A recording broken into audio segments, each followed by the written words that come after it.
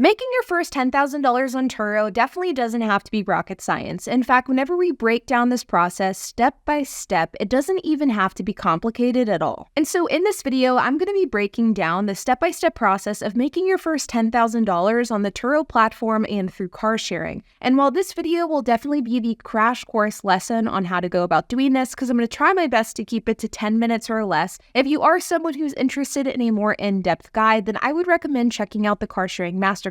The Car Sharing Masterclass is my course teaching you how to start and scale a car sharing fleet with the same business model I'm going to talk about today and with the same business model that I use. So if you're interested in checking that out, you can use the code OFFER100 to get $100 off, and you can check out the link down in the description below. Now, the first step of making your first $10,000 on Turo is buying your first car. Now, I could make an entire series going through how to buy a car for Turo. In fact, I have. And if you're a normal viewer of this channel, then you know that I love heavily depreciated cars. I'm talking about cars that are 10 years old or older, have 100,000 miles, and are cheap. But in this video, I don't want to talk about that specifically because I've kind of belabored that point over the years. Instead, I want to talk about some of the 3 key components that you should look at if you're wanting to buy a car for Turo. First is cars that have already depreciated. You do not want to eat the cost of depreciation. Let someone else do that. As a result, when it comes to buying a car, especially your first car, buy one that has already taken the bulk of its depreciation hit. For most cars, this is going to be something at about 10 years old. Next is below market value. Buy your cars at a discount. This is absolutely crucial. Do not overpay for a Turo car. You can use resources like Kelley Blue Book to see what the value of a car is. And last but not least is reliability.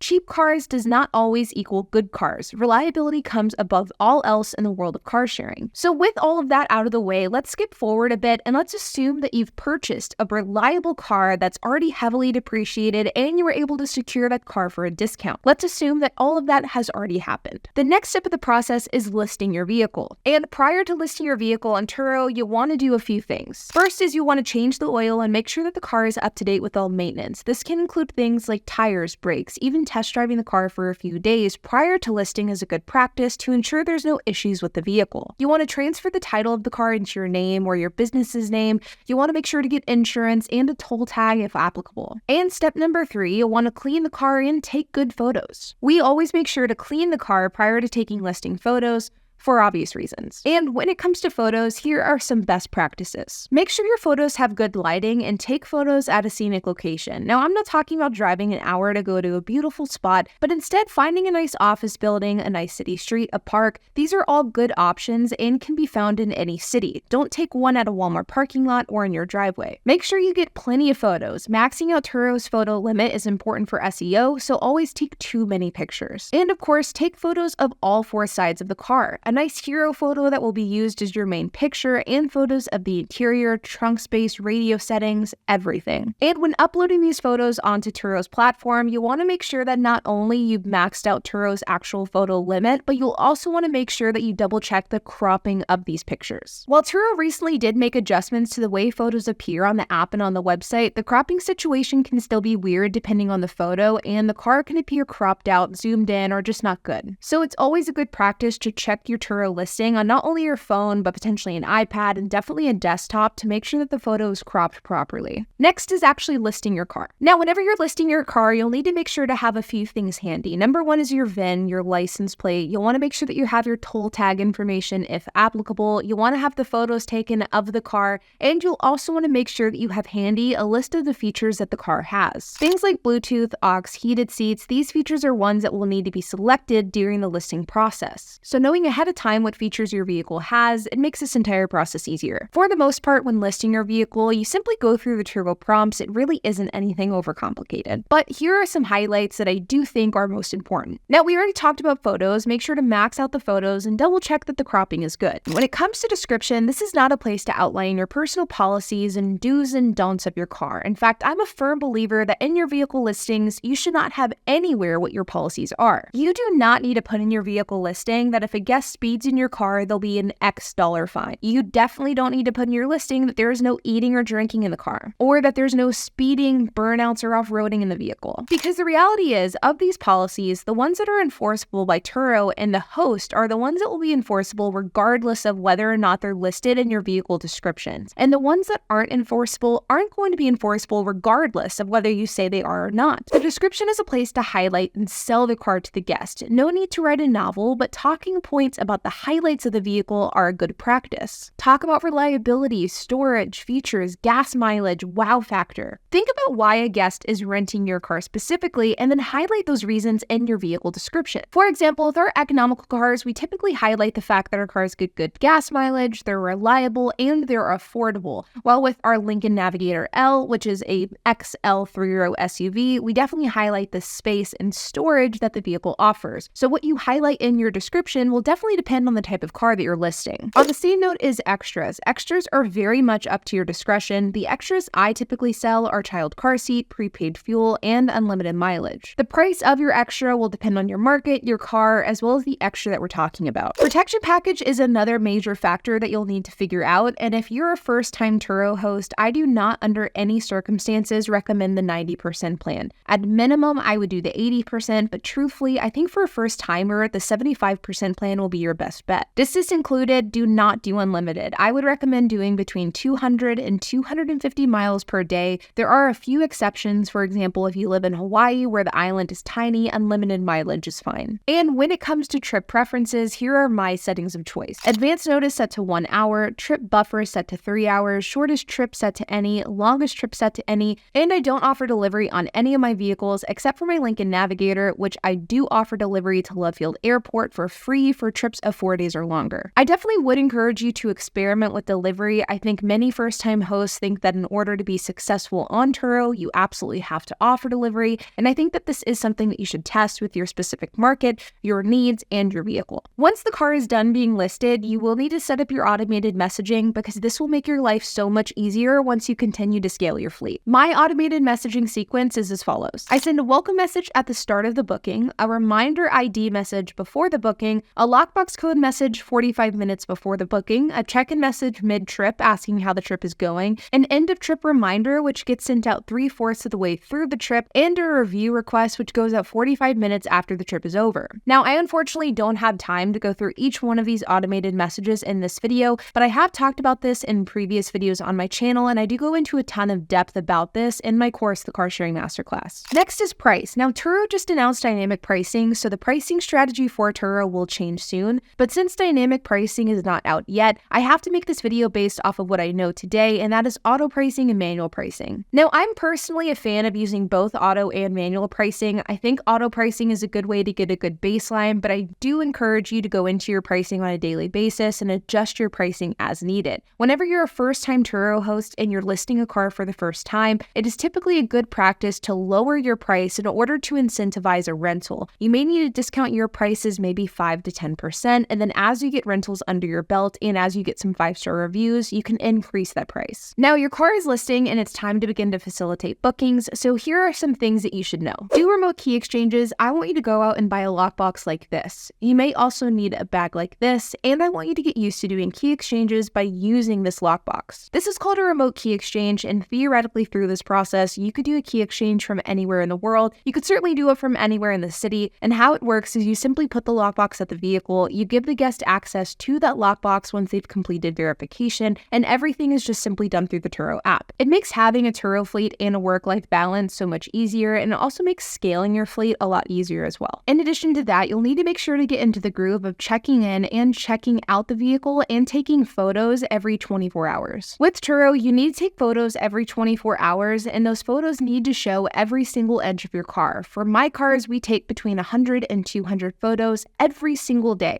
This is your insurance when a car gets damaged. And pretty soon after, you'll get your first rental, and it's just really about maintaining that 5-star reviews and continuing to get trips. But again, there are a few things that you should know about the day-to-day operations with the Turo fleet. I would recommend checking in and checking out cars upon return, not upon booking. Some hosts don't clean and check in cars until they get booked on their next booking, but to me, this is a mistake because you oftentimes won't know the condition of the car upon return. My policy always has been to check in and clean the car as soon as I can once I get a car returned. That way I know it's done and ready to go out on its next rental. Always take photos 24 hours before and after a rental. Make sure your cars are clean and tidy. And last, stay on top of communication with guests. For better or for worse, guests expect a response quickly from their host, and as a host, you need to be prepared to do that. I have personally found the easiest way to do this is to have two people managing your messages. For me, it's myself and my husband HP. This way we know that if I'm doing something or if he's doing something, someone is managing the messages. And I would say that it's very rare for us to not respond to a guest within a couple of minutes, and guests typically do compliment our communication. Now, there is so much other stuff that I could cover in this video, which is why this is just the crash course, because it doesn't go into the full A to Z steps that are needed to have a successful Turo fleet, but it does give you the basis of where you need to start.